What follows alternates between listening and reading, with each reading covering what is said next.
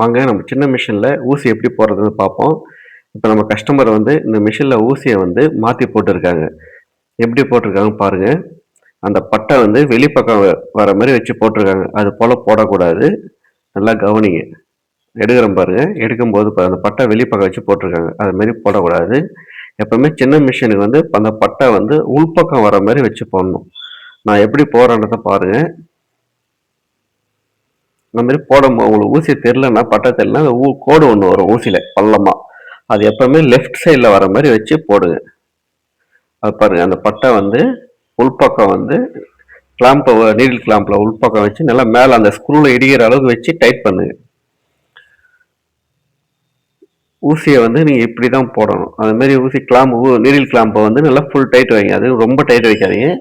ஒரு சின்ன ஸ்க்ரூ டிரைவரோ இல்லை கட்டிங் போர்டோ வச்சு டைட் பண்ணுங்க.